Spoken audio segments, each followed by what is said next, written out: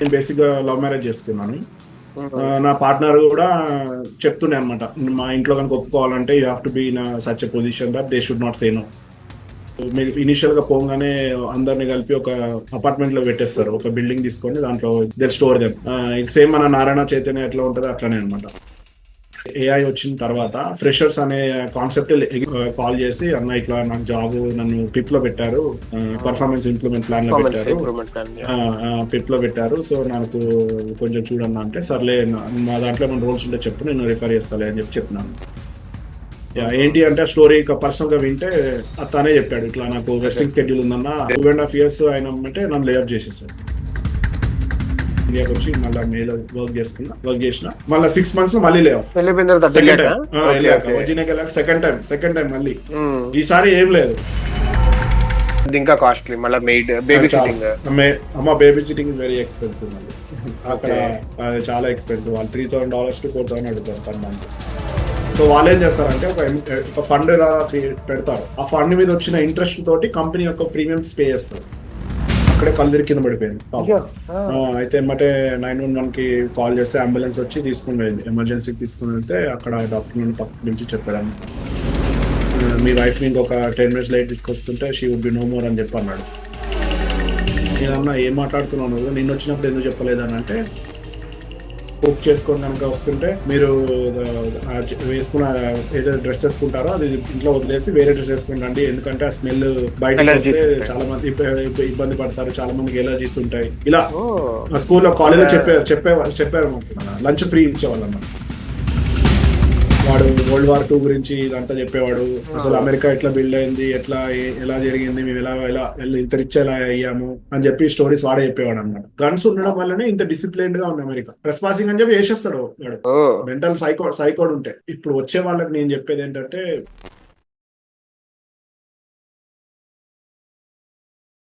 Hi Prem. అండి firstly thanks a lot అండి. మీరు నా ఇన్వైట్ యాక్సెప్ట్ చేసినందుకు. యా షూర్ ఐ మీన్ మీరు కాల్ చేసినప్పుడు నాకు టాపిక్స్ మీరు ఎక్స్ప్లెయిన్ చేసినప్పుడు ఎక్సైటింగ్ అనిపించింది. యా. సో ఆ మేజర్ గా ఇది కొత్త సిరీస్ నేను స్టార్ట్ చేస్తున్నాను, లైఫ్ అబ్రాడ్ అనేది. ఏంటంటే ఆ బయట కంట్రీస్ కి, US, Canada, Australia, like Dubai, Emirates, మనకు మేజర్ గా యుఎస్ తర్వాత దుబాయ్, ఎమిరేట్స్ ఇటువైపు ఎక్కువ ఉన్నారు మన వాళ్ళు, తర్వాత కెనడా, ఆస్ట్రేలియా లాగా ఉన్నారు కదా. వరల్డ్ వైడ్ ఇండియా నుంచి major chunk of people take a place. అందులో ఇండియా వాళ్ళు ఎక్కువ ఉంటారు, అందులో తెలుగు వాళ్ళు ఎక్కువ ఉంటారు కదా. సో ఆ ఏంటంటే మనకి ఇలా డిఫరెంట్ కంట్రీస్ కి వెళుతున్నారు. పాత రోజుల్లో 90s లో వెళ్ళారు, 2000s లో వెళ్ళారు, 2010 to 20 వెళ్ళారు, ఇప్పుడు 25, 26 లో కూడా వెళ్ళటం అనేది ఈజ్ ఇట్ వర్త్ ఎనఫ్? ఎందుకంటే వెళ్ళిన వాళ్ళ దగ్గర నుంచి వీ గెట్ డిఫరెంట్ ఒపీనియన్స్. నేను మొన్న ఒకరితో మాట్లాడుతుంటే వాళ్ళ బ్రదర్ ని రావద్దు రావద్దు అని చెప్పిందంటే అయినా వచ్చాడంటే, వచ్చిన తర్వాత నన్ను ఎందుకు ఇప్పుడు రమ్మన్నావు, నన్ను ఎందుకు రావద్దంటే ముందే చెప్పొచ్చు కదా రావద్దని చెప్పి అంటే, నేను చెప్పాను నువ్వు వినలేదు కదరా అని తిడుతుందంట. సో కానీ కొంతమంది ఏంటికి ఆ, చాలా బాగుంది, ఉండాలి, అది అర్థం చేసుకోగలగాలి, like how it is here, quality of life ఇవి. Like different people have different opinions. So చాలా మంది అబ్రాడ్ అనేసరికి ఫ్యాడ్, అది స్టూడెంట్స్ లో కావచ్చు, ఎంప్లాయీస్ లో కావచ్చు, పేరెంట్స్ లో కావచ్చు. మనకు తెలుసు కదా. లైక్ తెలుగు స్టేట్స్ లో కూడా చూసుకుంటే ఇండియాలోనే మా కొడుకు అమెరికా, మా కొడుకు కెనడా, మా కొడుకు ఆస్ట్రేలియా, మా కూతురు ఆస్ట్రేలియా, ఇలా గర్వంగా చెప్పుకుంటారు. They feel pride in it. ఇలా డిఫరెంట్ ఒపీనియన్స్ ఉంది. అండ్ ఆ పేరెంట్స్ అన్ని పక్కన పెట్టేస్తే పిల్లలు they are feeling so you know చదువు అయిన వెంటనే వెళ్ళాలి. Is it worth enough in 25 and 26 going to abroad still? Major గా మీరు యుఎస్ కాబట్టి you can talk more about US. And పాత రోజుల్లో అంటే ఆబ్వియస్లీ యా, డబ్బులు, అప్పులు, లోన్స్ అండ్ బికమింగ్ రిచ్, ఇక్కడ ఆస్తులు కొనుక్కుంటాం. బట్ నౌ ఇక్కడ కూడా ఇండియాలో కూడా శాలరీస్ పెరిగినాయి ఇట్లా కదా. సో ఇవన్నీ మనం మాట్లాడితే ఏంటంటే మెయిన్ ఉద్దేశము, people will see it going forward. Like మీరు ఒకలాగా అనుకుంటారు, ఇంకొకళ్ళు ఇంకోలాగా అనుకుంటారు. నేను ఇలా డిఫరెంట్ పీపుల్ పాడ్కాస్ట్స్ లేకపోతే ఇలాగ వీడియో ఇంటర్వ్యూస్ లా తీసుకొని ఒకే టాపిక్ మీద, ఫైనాన్స్ మీద, మీరు మీకు మీ శాలరీ ప్రకారం ఒకలాగా ఉంటుంది, వాళ్ళ శాలరీ ప్రకారం ఒకలాగా ఉంటుంది కదా. వాళ్ళకి లైఫ్ వ్యూ ఒకలాగా ఉంటుంది కాబట్టి ఇలా తీసుకుంటే ఎవరో ఒకళ్ళకి సింక్ అయ్యి, లేకపోతే ఐదారు చూసి ఓకే ఇలా ఉంటది అనమాట అని వెళ్ళకూడదు అనుకునేవాడు వెళ్ళటానికి డెసిషన్ తీసుకోవచ్చు. వెళ్ళాలి అనుకునేవాడు నాకు ఇది సూటబుల్ కాదేమో అని ఆగే డెసిషన్ అయినా తీసుకోవచ్చు. అట్లీస్ట్ డెసిషన్ తీసుకోకపోయినా this should help as a filter for them. ఒక వన్ స్టెప్ ఆఫ్ ఫిల్టరింగ్ లాగా హెల్ప్ అవ్వాలి. సో దట్ అక్కడ సర్కమ్స్టాన్సెస్ యూట్యూబ్ లో వెళ్ళి లైక్ వ్లాగింగ్ చేయడం కంటే నిజంగా ఒక పర్సన్ తో ఒక 15-20 half an hour minute 30 minutes మాట్లాడితే రియాలిటీ తెలిసి వస్తుంది కదా. For the sake of vlogging చేయటం వేరు, but for the sake of reality మాట్లాడటం వేరు. కాబట్టి నేను అందుకే ఫ్యాన్సీగా కాకుండా వీడియో కాల్ లో చేసేద్దామండి. So that we can get more content basically. ఇక్కడ షూర్. ఏంటంటే వాల్యూమ్ ఎక్కువ ఉంటేనే మనకి అవుట్పుట్ క్వాలిటీ ఎక్కువ షూర్. ఉంటుంది నా ఉద్దేశం దీంట్లో. నా పర్సనల్ జర్నీ చెప్తాను, దాన్ని బట్టి మీకు దాంట్లో మీకు యూజ్ అయ్యే పాయింట్స్ ఏమన్నా ఉంటే you can stop me in the middle and then I can elaborate. Okay. So basic గా నేను 2012 పాస్ అవుట్. సో అప్పుడు కూడా నేను మల్టిపుల్ ఆప్షన్స్ పెట్టుకొని ఉండే అనమాట. ఒకటేమంటే సిడిఎస్ ఎగ్జామ్ రాశాను, సెంట్రల్ డిఫెన్స్ సర్వీస్ ఎగ్జామ్ ఒకటి రాశాను. ఇంకొకటి బ్యాంకింగ్ సెక్టర్ ఎగ్జామ్ ఒకటి రాశాను అనమాట. ఓకే. సో బేసిక్ ఏంటంటే రెండిట్లో నేను ఫస్ట్ సిడిఎస్ లోనేమో ఫస్ట్ ప్రిలిమ్స్ ఒకటి క్లియర్ చేశాను. సెకండరీ ఎగ్జామ్ రాసేటప్పుడే నాకు బ్యాంకింగ్ దాంట్లో already I'm selected, interview call కూడా వచ్చింది అనమాట. Interview call attend and basic గా దాంట్లో ర్యాంకింగ్ ఇస్తారు. బేసిక్ గా నాకు మంచి ర్యాంక్ వచ్చింది. ఇంటర్వ్యూకి వెళ్తే వాళ్ళు ఓకే బ్యాంక్ ఆఫ్ బరోడాలో నీకు ఇస్తున్నామని చెప్పి కూడా చెప్పారు అన్నమాట. ఆఫర్ లెటర్ కూడా వచ్చింది నాకు. నేనేమనుకున్నా ఓకే, అప్పుడు దానికి ముందు నుంచి నేను థర్డ్ ఇయర్ నుంచే నేను యుఎస్ కి ప్రాసెస్ అంతా షురూ చేసిండే అనమాట.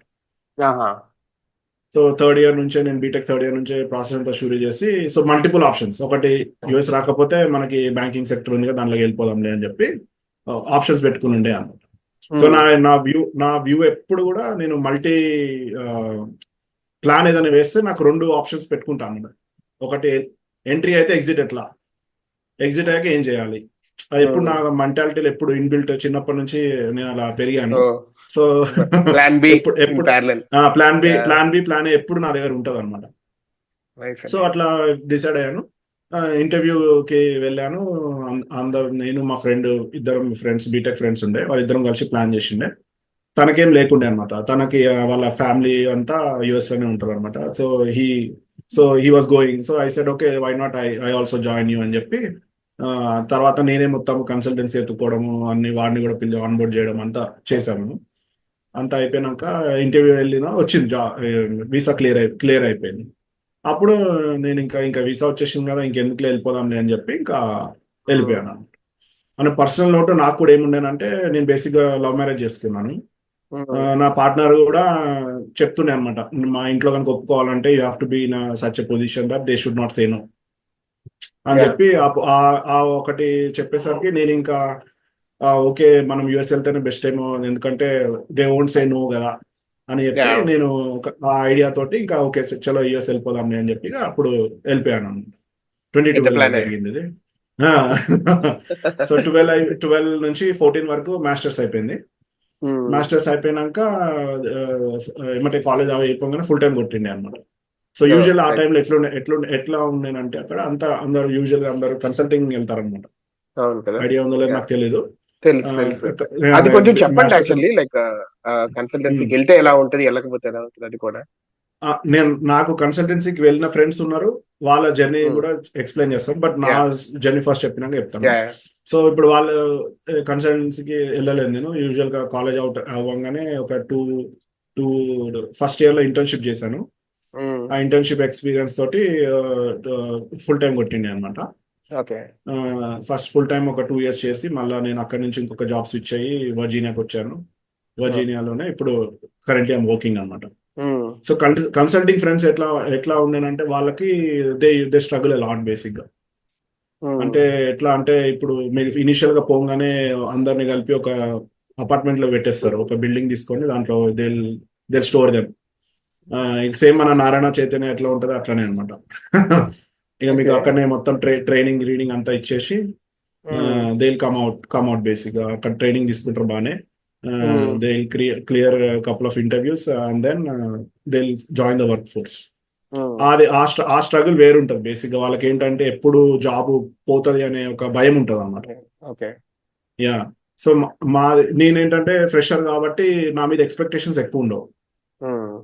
సో వాళ్ళ వాళ్ళు మీద అక్కడ ఏంటంటే ఎక్స్పీరియన్స్ పెట్టి వెళ్ళాల్సి వస్తుందా ఎక్స్పీరియన్స్ కన్సల్టెంట్? పెట్టి వెళ్తారు వాళ్ళు ఎక్స్పీరియన్స్ పెట్టి వెళ్తారు. సో దట్ వాళ్ళ మీద ఎక్స్పెక్టేషన్స్ ఎక్కువ ఉంటాయి. ఓకే. సో వాళ్ళ fear of losing a job అనేది చాలా వాళ్ళకి ఎక్కువ ఉంటుంది. ఎప్పుడు ఆ ఫియర్ లోనే వాళ్ళు ఉంటారు. స్ట్రెస్ ఎక్కువ ఉంటుంది బేసిక్ చెప్పాలంటే. అది. ఇప్పుడు కరెంట్ సిచ్యువేషన్ లో నేను జాయిన్ అయినప్పుడు ఫుల్ టైం ఫ్రెషర్ గా ఎట్లయితే జాయిన్ అయినా, ఇప్పుడు కరెంట్ సిచ్యువేషన్ అలాంటి రోల్స్ లేవు. ఉమ్, ఇప్పుడు ఎందుకు అని అంటే ఈ ఏఐ వచ్చిన తర్వాత ఫ్రెషర్స్ అనే కాన్సెప్ట్ ఎగిరిపోయింది కాన్సెప్ట్ లేదు. Total yeah. Total. Either you have to come in as senior senior level గా రావాలి నువ్వు. నీకు ఎట్లా ఉండాలంటే నీ ప్రొఫైల్ ఒక మల్టిపుల్ ప్రాజెక్ట్స్ చేసి ఉండాలి, నీ దగ్గర పబ్లిక్ గిట్ హబ్ రిపో ఉండాలి, దాంట్లో నువ్వు కొలాబరేషన్స్ చేసి ఉండాలి. ఓ, సో టోటల్ ల్యాండ్స్కేపే మారిపోయింది అనమాట. అంటే ఇప్పుడు మరి ఫ్రెషర్ గా వచ్చే వాళ్ళు కూడా వాళ్ళకి పోర్ట్ఫోలియో బిల్డ్ చేసుకొని రావాలి. పోర్ట్ఫోలియో బిల్డ్ చేసి రావాలి వాళ్ళు. వాళ్ళు సో ఫ్రెషర్ ని కూడా ఛాన్స్ ఆఫ్ ఒక ఫ్రెషర్ లా ట్రీట్ చేయరు కానీ నాలెడ్జ్ఫుల్ పర్సన్ లాగే ట్రీట్ చేస్తున్నారు ఇప్పుడు. కరెక్ట్. ఎందుకు ఎందుకు అని అంటే ఏఐ వచ్చిన తర్వాత దే డోంట్ నీడ్ ఫ్రెషర్ అనమాట. So AI is like a fresher for you. Fresher. ఒక టూల్ ఇస్తారు నీకు. ఆ టూల్ తోనే నువ్వు యూజ్ చేసి దాన్ని ఎట్లా వాడతావు అని చెప్పే కాన్సెప్ట్ బేసిక్. ఇప్పుడు ఫ్రెషర్ అనుకోండి, కాపీ వచ్చిన ఆన్సర్ని కాపీ పేస్ట్ చేసేస్తారు కదా. నువ్వు దాని మీద వర్క్ చేసి ఉంటే ఓకే ఇది కరెక్టా తప్ప అనే ఒక రీజనింగ్ తోటి మీరు చేస్తారు కదా, జడ్జ్ చేయగలరు కదా. ఆ పోర్ట్ఫోలియోని బిల్డ్ చేయాలి పక్కా ఇప్పుడు మాత్రం ఈ సిచ్యువేషన్స్ పరిస్థితి. ఇప్పుడైతే job market is very tough అనమాట. ఇట్స్ జాబ్స్ పిల్లలకి కొత్త స్టూడెంట్స్ రావడానికి ఇట్స్ వెరీ వెరీ టఫ్. వచ్చినా కానీ అది ఎట్లా ఉంది అని అంటే the expectations are high. So కొన్ని కంపెనీస్ ఎట్లా ఉంటాయి అని అంటే తీసుకుంటారు నిన్ను, నీకు 2 years పెట్టేసుకొని తీసేస్తారు. ఓకే. సో బేసిక్ ఏంటంటే మనకి ఈఎస్పీపీస్ ఇలాంటివి ఇస్తుంటారు అనమాట. వెస్టింగ్ స్కెడ్యూల్స్ ఉంటాయి. ఓకే. షేర్స్ ఇస్తారు మీకు. అవునవును. వెస్టింగ్ స్కెడ్యూల్స్ ఉంటాయి అనమాట. ఫస్ట్ 2 years కొన్ని ఇచ్చేసి థర్డ్ ఇయర్ నుంచి ఎక్కువ ఇస్తారు, అది ఇవ్వకుండా తీసేస్తున్నారు. ఎగ్జాక్ట్లీ. సో ఆ స్ట్రాటజీస్ కూడా వాడుతున్నారు ఈ మధ్య. ఒక పిల్లోడు మా ఇంటి దగ్గరనే పాపం, అతను కంపెనీ పేరు చెప్పనులే, బట్ తను ఇట్లనే నేను క్రికెట్ ఆడుతున్న పిల్లోడి తోటి నేను చెప్పాను అనమాట, మా కంపెనీలో రోల్స్ ఉంటే చూడు నీకు కావాలంటే రిఫర్ చేస్తుంటే సరే అన్న అని చెప్పాడు. తర్వాత కాల్ చేసి అన్న ఇట్లా నాకు జాబ్ నన్ను పిప్ లో పెట్టారు, పర్ఫార్మెన్స్ ఇంప్రూవ్మెంట్ ప్లాన్ లో పెట్టారు, పిప్ లో పెట్టారు, సో నాకు కొంచెం చూడన్నా అంటే సర్లే మా దాంట్లో మన రోల్స్ ఉంటే చెప్పు నేను రిఫర్ చేస్తాలే అని చెప్పినాను. ఏంటి అంటే ఆ స్టోరీ పర్సనల్ గా వింటే తనే చెప్పాడు ఇట్లా నాకు వెస్టింగ్ స్కెడ్యూల్ ఉందన్నా అది వెస్ట్ అయ్యే లోపే నన్ను తీసేస్తున్నారు. అది ఎథికల్ ఇంకా there is no ethical unethical, ఇంకా ఎవడి లాభం వాడు చూసుకుంటాడు. There is nothing ethical. Basic ఏంటంటే మీరు మీ టైం ని ట్రేడ్ చేస్తున్నారు కంపెనీకి. మీరు అంతే కదా, మీరేం ట్రేడ్ చేస్తున్నారు, మీ టైం ని ట్రేడ్ చేస్తున్నారు, కంపెనీకి శాలరీ ఇస్తుంది అంతే కదా. So give and take policy ఎక్కడైనా కానీ. మనం ఏంటి అంటే ఇండియాలో ఎమోషనల్ అటాచ్ అయిపోతాం కంపెనీకి. అమెరికాలో అట్లా ఎమోషనల్ అటాచ్మెంట్ అన్నది అది చాలా రేరిటీ. ఇండియాలో కూడా లేదులేండి, ఇదివరకు రోజుల్లో ఉండేది, but now after Covid it became like మన ఇంట్లో ఒక వస్తువు లాగా అయిపోయింది కంపెనీ కూడా. ఎవడెంత ఇస్తాడు బేరం. నాకు ఫస్ట్ లెసన్ ఎలా నేర్చుకున్నానంటే ఎమోషనల్ కనెక్టివిటీ పెట్టుకోవద్దు అని చెప్పి నేను చెప్పా కదా. ఫస్ట్ టైం జాబ్ కాలేజ్ నుంచి బయటకు వచ్చినట్టే వచ్చిందని చెప్పి 2.5 years అయినమ్మంటే నన్ను లే ఆఫ్ చేసేసారు. సడన్ గా లే ఆఫ్ అనమాట. ఎట్లా అంటే ఒకరోజు ఆఫీస్ లో నేను కూర్చొని ఉన్నా, వర్క్ చేస్తున్న కోవర్కర్ తోటి ఒక అతన్ని నేను సూట్ వేసుకొని చూస్తున్నా 1 week ముందు నుంచి. ఎవడో తిరుగుతున్నాడు లే అనుకున్నా నేను. చూస్తే ఒకరోజు నన్ను పిలిచి Prem can I have a word with you అన్నాడు అన్నమాట. ఈడెవడు నన్ను పిలుస్తున్నాడు అనుకున్నాను నేను. సర్లే పద ఎందుకో పిలుస్తున్నాడో ఏందో అని అనుకుని వెళ్ళాను. నేను వెళ్తే కింద లిఫ్ట్ నుంచి కింద దింపి లిఫ్ట్ లో అడుగుతున్నాడు అనమాట, నీవేమైనా సామాన్లు ఉన్నాయా ఎక్కడ, డెస్క్ మీద ఎక్కడెక్కడ ఉంటాయి, ఏమేమి ఉంటాయి నీ సామాన్లు అంటే, ఏం లేదు జస్ట్ నా టిఫిన్ బాక్స్ ఉంటుంది అంతే, నేను బ్యాగ్ కూడా ఏం తెచ్చుకోను అని చెప్పినాను. చెప్తే ఓకే ఓకే అని చెప్పి అన్నాడు. వెళ్తే ఈ రూమ్ లో వెళ్ళు నీకు ఒకరు మాట్లాడతారు నీతోటి అని చెప్పి అన్నాడు.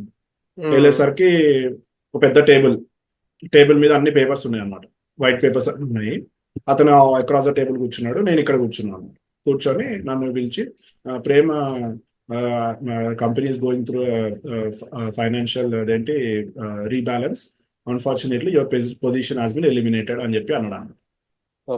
నాకు అప్పుడు అదేంటో కూడా తెలీదు. అదే. ఎందుకంటే స్ట్రైట్ అవుట్ ఆఫ్ కాలేజ్ కదా. అవును. అంటే అంటే ఎలిమినేటెడ్ అంటే ఏంటి అని అడిగా అనమాట. అంటే ఆ, you have been let go, నిన్ను you have been let go, your job has been um, removed అని చెప్పి అన్నాను. అప్పుడు నాకు ఇట్లా ఇట్లా ఫ్యూజ్లు ఎగిరిపోయినాయి ఇట్లా నాకు. అదే కదా. అసలు ఏంటంటే ఫైరింగ్, నాకు వీఆర్ ఫైరింగ్ యూ కాకుండా చుట్టుపక్కల ఉన్న స్మార్ట్ వర్డ్స్ అన్ని యూస్ చేస్తారు వర్డ్స్ అనే లైక్. చెప్పారు. ఫైరింగ్ అనేది డిఫరెంట్. ఫైరింగ్ అంటే ఏంటి అంటే బేసిక్ గా మీరు మిస్టేక్ చేస్తే కంపెనీకి ఏదైనా లాస్ అయితే దట్ ఈస్ ఫైరింగ్. ఇది అదే. ఏంటంటే legal way of allowing. Voluntary retirement అంటారు ఇండియాలో, అదే అదే, యా యా. ఫోర్స్ఫుల్ రిటైర్మెంట్ అంటారు కదా. అదే. సో అవును. ఇలా ఇది కూడా అంతే అనమాట. బేసిక్ ఏం చెప్తారంటే నీకు 3 months శాలరీ ఇస్తాము, ఉమ్, నువ్వు జస్ట్ నీ పొజిషన్ వదిలేసి వెళ్ళిపో నువ్వు అని చెప్పి అంటారు. ఒక చెప్పి ఒక ఉమ్, 2 పేజీలు ఇస్తారు, 100 పేజీలు ఇస్తారు. దానిలో మొత్తం లీగల్ వర్డ్స్ ఉంటాయి అనమాట. మనకు అవి ఏంటో కూడా ఉమ్. తెలియదు. సంతకం సారాంశం పెట్టాలి. ఏంటంటే నీకు త్రీ మంత్స్ శాలరీ ఇస్తాము, 3 months మెడికల్ ఇన్సూరెన్స్ ఇస్తాము, ఉమ్, నువ్వు అది తీసేసుకొని జాబ్ వదిలేసి వెళ్ళిపో అని చెప్పి చెప్పారు. నా సిచ్యువేషన్ ఎట్లుండేనంటే అప్పుడు అదే ఇయర్ లో, ఏ ఇయర్ అయితే లే ఆఫ్ అయ్యింది నేను, అదే ఇయర్ లో నేను నా F1 నుంచి హెచ్ వన్ అప్రూవ్ అయ్యింది నాది. ఓకే. ఏప్రిల్లో H1 లాటరీ వేస్తారు, మేలో ఉమ్, నాకు పిక్ అయ్యి అప్రూవ్ అయిపోయింది. I okay have to okay. Wait until October వరకు వెయిట్ చేయాలి నేను. ఆ, అక్టోబర్ లో నా F1 నుంచి H1 స్టేటస్ కన్వర్ట్ అయిపోతుంది ఆటోమేటిక్ గా. ఓకే. సో ఇప్పుడు ఏంటి, నేను లే ఆఫ్ అయింది జూన్ లో. ఆ, ఆల్మోస్ట్ నాది ఆగస్ట్. 4 years, అప్పటికే 4 years అయిపోయిందమ్మా నేను యూఎస్కి వచ్చి. నేను ఆ, చెప్పాను అనమాట, నాకు ఏమొద్దు, నాకు అది 3 months శాలరీ వద్దు, ఏమొద్దు, నువ్వు ఇస్తానన్నావు కదా, జస్ట్ నన్ను ఈ అదే జూలై నుంచి అక్టోబర్ వరకు జస్ట్ నీ బుక్స్ మీద పెట్టుకున్నాను. ఉమ్, నువ్వు ఆ శాలరీ ఏదైతే ఇస్తానన్నావు 3 months అడ్వాన్స్ గా, నాకు అట్లా వద్దు, మంత్లీ పేరోల్ రన్ చేయి.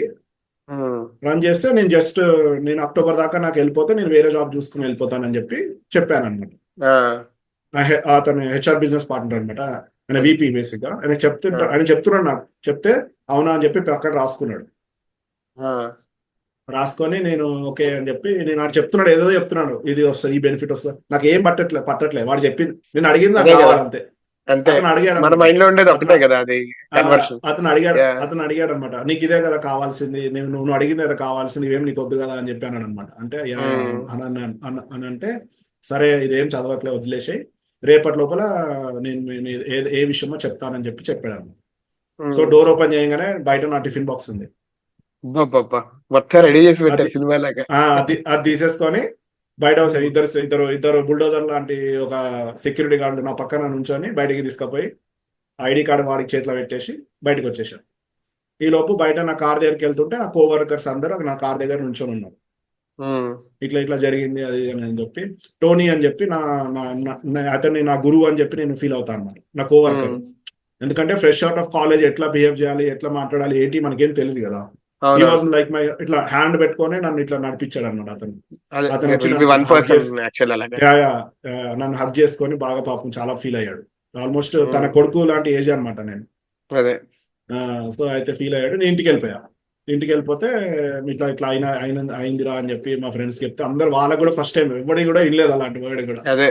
ఆ, అయితే నేను ఇంటికి వచ్చేసరికి ఇంకా నేను ఆలోచిస్తున్నా ఏం చేయాలి అని చెప్తే, నెక్స్ట్ డే మా మేనేజర్ కాల్ చేసి ఉమ్. ప్రేమ్ వచ్చేసి మళ్ళీ ఆఫీస్కి, నేను మళ్ళీ రీఇన్స్టేట్ చేస్తున్నామని చెప్పి అన్నారు అనమాట. ఇట్లా ఓ, నా గుండె ఇట్లా లేచి, ఇట్లా మళ్ళీ అదే ఇంకొక కదా. లైఫ్ వచ్చినట్టే నాకు. అంతే కదా. యా. సో మళ్ళీ నేను వెళ్ళి మళ్ళీ అన్ని రీఇన్స్టేటింగ్ అవన్నీ మళ్ళీ రీజాయినింగ్ లాగా చేశారనమాట. చేసి నా పని ఒక్కటే, పొద్దున్న చేసి ఏం వర్క్ చేయలేదు నాకు. నా డెస్క్ ఇచ్చారు, కంప్యూటర్ ఇచ్చారు, నేను పోయి జాబ్లు అప్లై చేయాలి అంతే. జాబ్లు ఆహా. అప్లై చేయాలి, ఇంటర్వ్యూ కాల్స్ అటెండ్ అవ్వాలి ఆఫీస్లో. అదే. అంత కోఆపరేట్ చేశారు. ఆ, ఎందుకంటే నేను వాళ్ళకి చెప్పాను, 4 years పడ్డ అదే. కష్టం అంతా పోతుంది, అవును. నా లైఫ్ అంతా మళ్ళీ బ్యాక్ టు జీరో అయిపోతుంది అని చెప్తే, ఎక్స్ప్లెయిన్ చేస్తే వి అర్థం అండర్స్టాండ్ చేసుకో. యూ అని చెప్పి, హోప్ఫుల్లీ నాకు మళ్ళీ సెప్టెంబర్లోనే కొత్త జాబ్ ఫుల్ టైం వచ్చేసింది వర్జీనియాలో. నైస్. మూవ్ అయిపోయాను. అక్కడ పెళ్లి అయిపోయింది, పెళ్లి చేసుకున్నా అక్కడ వర్జీనియా అంటే, ఇండియాకి వచ్చి మళ్ళీ మేలో వర్క్ చేసిన. మళ్ళీ 6 months లో మళ్ళీ లే ఆఫ్. వెళ్ళిపోయిన తర్వాత సెకండ్ వెళ్ళాక. టైం ఓకే వెళ్ళాక, ఓకే. వర్జీనియాకి వెళ్ళాక సెకండ్ టైం మళ్ళీ. ఉమ్, ఈసారి ఏం లేదు, నన్ను పిలుస్తున్నారు. నాకు అర్థమైపోయింది, ఆల్రెడీ ఎక్స్పీరియన్స్డ్ కదా నేను. అదే అదే. ఆల్రెడీ బాక్స్ ఎక్స్పీరియన్స్ తెచ్చుకోవాలా, ఆల్రెడీ. బ్యాగ్ తీసుకోవాలా. ఏది నా బ్యాగ్ నేనే తెచ్చు కదా, మీరు తెస్తారా అదే. ఆ, అన్నట్టు అడిగా అనమాట. అంటే లేదా నీ బ్యాగ్ నువ్వు తెచ్చేసుకో అన్నారు. అన్ని బ్యాగ్ లో పెట్టేసుకున్నా, కంప్యూటర్ కూడా తీసుకోపోయినా, ఏం ఉమ్, లేదు. ఆ, ఇట్లా నీ పొజిషన్ హస్బెండ్ ఎలిమినేట్ అయితే ఎక్కడ సంతకం పెట్టాలని చెప్పి అన్నా నేను అంతే. ఎందుకంటే అప్పటికే నేను వెక్స్ అయిపోయినా అనమాట. అవునవును. అప్పుడే నాకు నాకు నాకు ప్లాన్, నేను ఇట్లా పెళ్లి చేసుకునే ముందే మా వైఫ్ కి చెప్పాను అనమాట. ఇట్లా నువ్వు ఏమి, ఇప్పుడు తను ఇండియాలో జాబ్ చేస్తుండే, నువ్వేమి జాబ్ రిజైన్ చేయకు, సెబాటికల్ పెట్టేసుకో. ఆ, ఒక 1 year సెబాటికల్ ఇస్తారు కదా. సో 1 year సెబాటికల్ ఇస్తే, సెబాటికల్ లో తను ఉంటే, నేను ఇంకా సిక్స్ మంత్స్ లోనే పోయింది జాబ్. అయితే నేను ఇంకా ఇప్పుడు ఇప్పుడు ఏముందిలే ఇండియాకి వెళ్ళిపోదాంలే అని చెప్పి నేను ఇంటికి వచ్చేసి ఒకటే ఒక కంపెనీకి అప్లై చేశాను. ఒకటే ఒక కంపెనీ, డెస్టినీ చూడండి, ఒకటే ఒక కంపెనీ అప్లై చేసి 1 week వెయిట్ చేశాను. సాయంత్రం పూట ఇట్లా ఆఫీస్ లో సినిమా లాగానే ఉండేది, నిజంగా చెప్తాను, రియల్ గా జరిగింది. అదే. సాయంత్రం పూట ఇండియా టికెట్స్ నేను చూసుకుంటుంటే 5:30 కాల్ వచ్చింది హెచ్ఆర్ నుంచి. ఆమె ఎవరో జనరల్ నేను యూజువల్ నెంబర్స్ ఫోన్ ఎత్తాను, పోనీలో ఎవరో 5:30 ఫోన్ ఇట్లా ఎత్తితే, I'm calling from so and so company, are you currently open for the role అని చెప్పాను. ఇట్లా నాకు ఇట్లా ప్రాణం లేచి వచ్చింది. నేను అదే చెప్పిన, కదా. You are my angel, if you have not called me on this at this moment I would have been long gone అని చెప్పినాను. అదే కదా.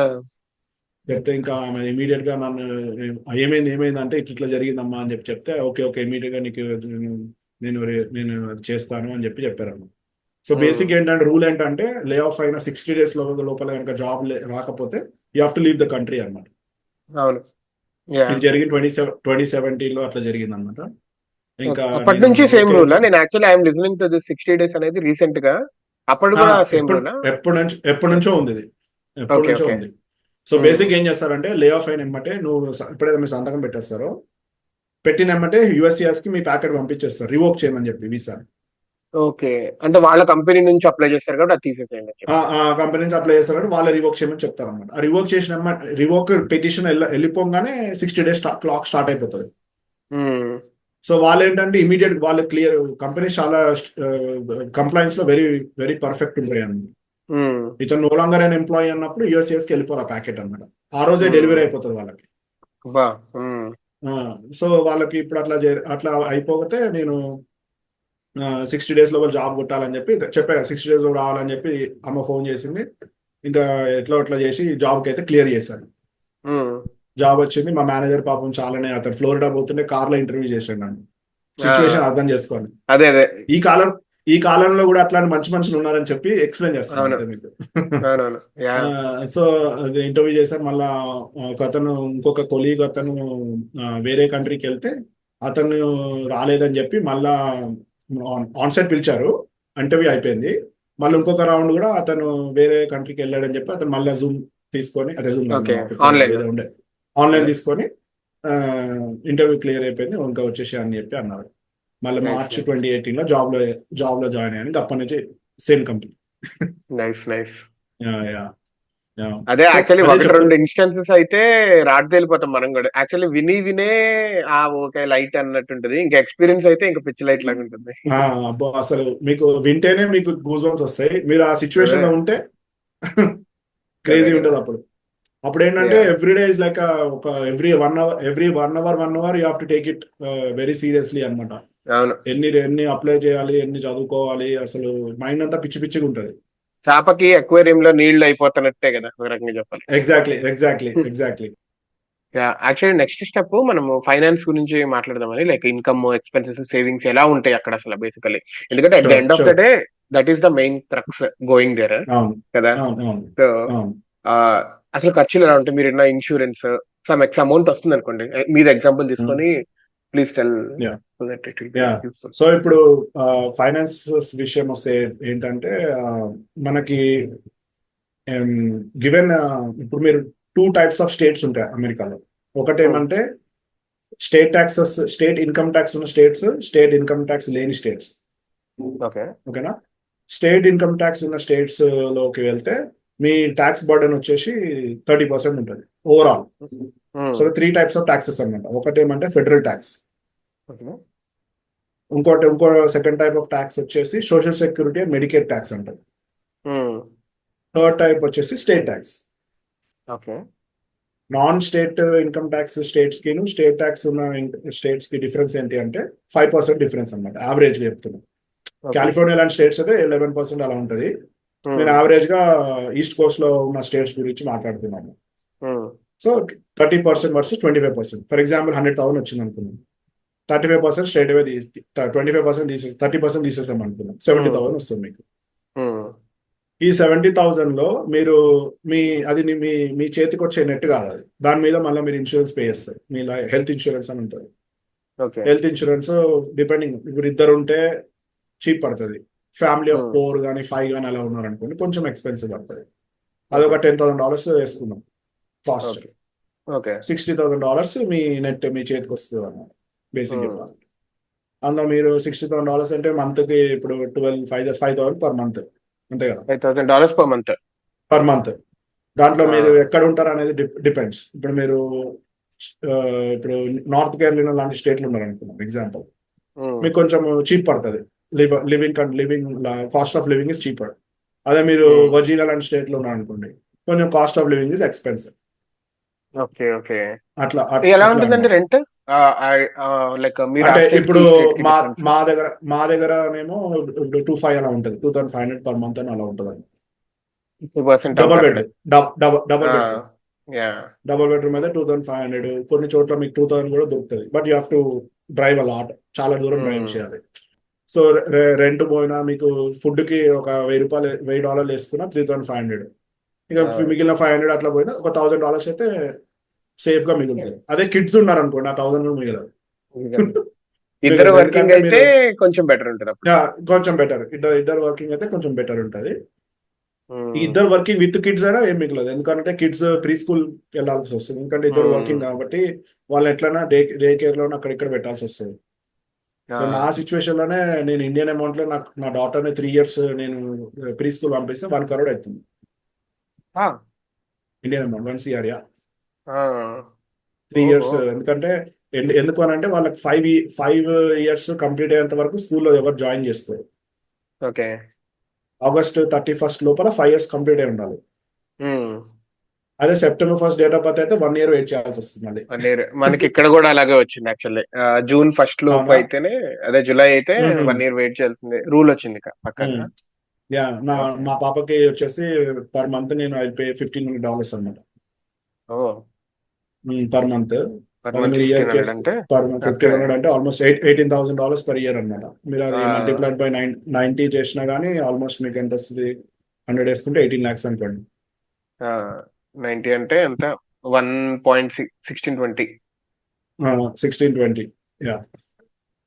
అదే 2 kids ఉన్నారు అనుకోండి 1 crore అవుతుంది. నాకు ఇప్పుడు 2 kids ఉన్నారన్నమాట. అబ్బా చాలా అవుతుంది. అదే కదా. అందుకనే మన ఇనిషియల్ స్టేజెస్ లో ఒక 2 పేరెంట్స్ చాలా హెల్ప్ చేస్తారు మన ఇండియన్ ఫ్యామిలీస్ కి. ఒక 6 months హస్బెండ్ సైడ్ ఫ్యామిలీ, ఒక 6 months mother side wife side family వచ్చి హెల్ప్ చేస్తుంటారు అనమాట. ఎందుకంటే ఇద్దరు ఆఫీస్కి వెళ్ళారు అనుకోండి, someone has to take care of the children. అది ఇంకా కాస్ట్లీ. మళ్ళీ maid baby sitting, baby sitting is very expensive. మళ్ళీ అక్కడ చాలా ఎక్స్పెన్సివ్. వాళ్ళు $3,000 to $4,000 అడుగుతారు పర్ మంత్. చాలా ఎక్స్పెన్సివ్. దగ్గర ఒక సాలరీ దగ్గరగా ఒక పర్సన్ సాలరీ ఎగిరిపోద్ది. Cost of living is very expensive. మరి ఇన్సూరెన్స్ అమౌంట్ చెప్పారు కదా, లైక్ నేను వాట్ ఐ హర్డ్ ఇస్, మా ఫ్రెండ్ ఒకళ్ళు వాళ్ళ పేరెంట్స్ తీసుకెళ్లాలంటే అలా కాదురా, ఇక్కడ ఊరికే మనకి ఇండియాలో హాస్పిటల్ తీసుకెళ్తే ఏదో ఒక మెడిసిన్ అయితే ఇస్తారు, అండ్ అవి చిన్నగా లైక్ గ్యాస్ ట్రబుల్ ఇట్లాంటివి ఏమైనా ఉంటే తగ్గించుకునేలాగా. యుఎస్ అలా ఇవ్వరు, వి నీడ్ వెయిటింగ్ చాలా లాంగ్ ఉంటుంది డాక్టర్ కి అని అన్నారు. Like can you explain about that? Experience two types ఉంటాయి అన్నమాట. ఒకటి ఏమంటే అర్జెంట్ కేర్ అని ఉంటుంది, ఎమర్జెన్సీ అని ఉంటుంది. ఇంకోటి ఏమంటే జనరల్ ఫిజిషియన్ ఉంటున్నాను. అర్జెంట్ కేర్ అంటే ఏంటి అని అంటే, నీకు ఇప్పుడు జనరల్ ఫిజిషియన్ ఏంటంటే మీరు ఒక డాక్టర్ని పెట్టుకుంటారు జనరల్ గా. ఇప్పుడు మన గల్లీలో నార్మల్ గా ఒక డాక్టర్ ఉంటారు కదా, అలాంటిది ఒక డాక్టర్ పెట్టుకుంటారు మీరు. వాళ్ళ అపాయింట్మెంట్స్ కొంచెం లేట్గా దొరుకుతాయి. సో వాళ్ళు మిమ్మల్ని చూసి మీకు ఓకే నేను డయాగ్నోస్ చేయలేకపోతున్నా, ఈ టెస్ట్ చేయి ఆ టెస్ట్ చేయి అని చెప్పి పంపిస్తారు మళ్ళీ వేరే దగ్గరికి, టెస్ట్ చేసుకుని రాపో అని చెప్పి. దాని మీద మీకు డిలే అవుతుంది, ఒక 2-3 days డిలే అవుతుంది. ఈ లోపు మీరు భరించాలి కదా పెయిన్ ని. అవునవును. చాలా మంది ఏంటి అబ్బా నేను భరించలేను అని చెప్పని అనుకుంటే ఎమర్జెన్సీకి వెళ్ళిపోతారు. ఓకే. ఎమర్జెన్సీ అంటే ఏంటంటే అపోలో హాస్పిటల్ లాగా అనమాట. పెద్ద. వెళ్ళామంటే వాడు మొత్తం అన్ని టెస్టులు చేసేసి ఓకే ఇది నీకు ఇష్యూ అని చెప్పేసి మెడిసిన్ ఇచ్చి పంపించేస్తాడు. Okay. Emergencies are very expensive. So ఇప్పుడు లాస్ట్ ఇయర్ మా బాబు పుట్టక ముందు ఇట్లనే మా వైఫ్ కి పాపం ఫుల్ కోల్డ్ కాఫ్ వచ్చి పాపం తను ఆల్మోస్ట్ 1 వీక్ దాకా స్ట్రగుల్ అయింది. ప్రెగ్నెన్సీ కాబట్టి ఇంకా మేము ఏం చేయాలో తెలియక హాస్పిటల్కి వెళ్ళాం. ఎమర్జెన్సీకి వెళ్ళిపోయాం డైరెక్ట్. యా. ఎమర్జెన్సీకి వెళ్ళిపోతే ఎమర్జెన్సీలో వాళ్ళంతా చూసి స్కానింగ్ చేద్దామన్నారు, ఎక్స్రే చేద్దామన్నారు. వద్దు మళ్ళీ రేడియేషన్ బేబీ కష్టం అవుతుంది అని చెప్పి లైట్ తీసుకున్నాము. ఎక్స్రే తీయకుండా మీరు జస్ట్ న్యూమోనియా అని చెప్పి డయాగ్నోస్ చేసి ఏ మెడిసిన్ ఇస్తారని అంటే అజిత్రోమైసిన్ ఇచ్చి పంపించారు. మనకి ఇక్కడ అజిత్రోమైసిన్ ఫార్మసీలో బఠానీ లెక్క అమ్ముతారు. అంత బేసిక్ ఏంటంటే మెడిసిన్ ఈజ్ నాట్, ఎట్లా చెప్పాలంటే మీకు మన ఇండియాలో మెడిసిన్ మనం ఈజీగా మనకు అమ్మేస్తారు. అమెరికాలో అట్లా నాట్ ఈజీలీ యాక్సెసిబుల్ అక్కడ. యాక్సెసిబుల్ ఎందుకు అని అంటే అకౌంటబిలిటీ. అవును. ఆ మెడిసిన్ వేసుకొని వాడికి ఏదైనా అయితే ఎవడో కూడా దానికి జవాబాదారి ఉండాలి. అవునవును. యాక్చువల్లీ ఇక్కడ కూడా స్లోగా ప్రిస్క్రిప్షన్ ఉంటేనే అమ్మేటట్టుగా వస్తున్నాయి. But it will take time still. Yeah మాకు కూడా అంతే, ప్రిస్క్రిప్షన్ లేని ఏ మెడిసిన్ ఇవ్వరు. ఆ ప్రిస్క్రిప్షన్ కోసం కష్టపడాలి, డాక్టర్ ని మాట్లాడాలి, వాళ్ళ అపాయింట్మెంట్స్ తీసుకోవాలి. అపాయింట్మెంట్ దొరకడం కూడా మస్తు కష్టం అనమాట. ఒక గ్యాస్ట్రో ఎంటాలజీ అపాయింట్మెంట్ దొరకాలంటేనే 6 months టైం పడుతుంది. అట్లా అనమాట. సో అందుకనే medicine is very slow in US compare to India చెప్పాలంటే. And expensive as well. But మీకు ఎక్స్పెన్సివ్ అయినా కానీ level of service is like 5 star. అది మాత్రం ఉంది, పైసా వసూలు చెప్పాలంటే. మా మామయ్య మా బేబీ ఫస్ట్ మా పాప డెలివరీ అయినప్పుడు వచ్చి చూసి అబ్బా ఎంత బాగుంది హాస్పిటల్, అసలు ఎంత 5 star లాగా ఉంది. ఆయన చూసి రేటింగ్స్ ఇవన్నీ గూగుల్ ఎత్తుకుంటున్నాడు, ఈ హాస్పిటల్ రేటింగ్ ఎంత ఉంది అని చెప్పి. మా top 10 లో ఉంది, ప్రేమ్ మంచి హాస్పిటల్ సెలెక్ట్ చేసావు అని చెప్పారన్నమాట. నాకే తెలియదు అని చెప్పేసరికి. ఓకే. అదే అప్పటి నుంచి మా ఫ్రెండ్స్ అందరికి కూడా అదే హాస్పిటల్ సజెస్ట్ చేస్తాం, మేము అక్కడికి వెళ్ళిపోండి అని చెప్పి. బట్ మీకు ఇన్సూరెన్స్ ఉంటేనే మీకు చీప్ పడుతుంది. ఇప్పుడు ఎమర్జెన్సీకి వెళ్ళాము అనుకోండి, ఇన్సూరెన్స్ ఉంది దగ్గర. ఇన్సూరెన్స్ ఉంటే ఏమవుతుంది అంటే ఎమర్జెన్సీకి వెళ్తే మీకు ఒక డిపెండింగ్ అపాన్ ద సర్వీస్, ఒకవేళ మీరు 1 day 2 day అట్లా ఉన్నారనుకోండి హాస్పిటల్కి, $10,000 బిల్ అవుతుంది. ఇన్సూరెన్స్ ఉంటే మీరు 2-3,000 పే చేస్తారు మీ పాకెట్ నుంచి, మిగతా అంతా ఇన్సూరెన్స్ పే చేస్తారు. నెక్స్ట్ ఇయర్ ఇన్సూరెన్స్ కొంచెం పెరుగుతుంది అంతే కదా, క్లెయిమ్ ఉంది కదా. ప్లస్ ఏముండదు అట్లే ఇప్పుడు యాక్చువల్లీ క్లెయిమ్స్ ఉంటే ఇలా పెరుగుతుంది కదా. ఇక్కడ ఏంటంటే ఎంప్లాయీ స్పాన్సర్డ్ అనమాట. ఎంప్లాయర్ స్పాన్సర్డ్, ఎంప్లాయర్ కంపెనీ వాడు పే చేస్తాడు. సో వాళ్ళు ఏం చేస్తారంటే ఒక ఫండ్ పెడతారు. ఆ ఫండ్ మీద వచ్చిన ఇంట్రెస్ట్ తోటి కంపెనీ యొక్క ప్రీమియమ్స్ పే చేస్తారు. ఒకవేళ ప్రీమియమ్స్ కనుక పెరిగిందని అంటే వీళ్ళు కొంచెం పే చేస్తారు, మన ఎంప్లాయీస్ కి కొంచెం పే చేయమని చెప్తారు అన్నమాట. ప్లస్ ఏంటంటే మా ఎంప్లాయీస్ అండ్ లిమిట్ ఉంటుంది. ఇప్పుడు పర్సనల్ చెప్పాలంటే 6,500 వరకు లిమిట్ అనమాట నాది. 6,500 తర్వాత ఎంత పెద్ద బిల్ వచ్చినా కంపెనీ మన ఇన్సూరెన్స్ పే చేసిస్తుంది. ఫర్ ఎగ్జాంపుల్ మా కొలీగ్ ఒక అతనికి ఇట్లనే పాపము ఎక్స్ కొలీగ్ ఇట్లనే తనకి వాళ్ళ వైఫ్ కి క్యాన్సర్ వచ్చిందన్నమాట. వస్తే తన ఒక్క ఇంజెక్షన్ $50,000, 1 injection. ఫస్ట్ ఒక్క ఇంజెక్షన్ వేసుకుంటేనే కథం అయిపోయింది, తన లిమిట్ 6,500 రీచ్ అయిపోయింది ఆయన. మిగిలినంతా ఇయర్ లో జరిగిన అన్ని ఏ ట్రీట్మెంట్ కైనా ఇన్సూరెన్స్ వెళ్ళిపోయాయి.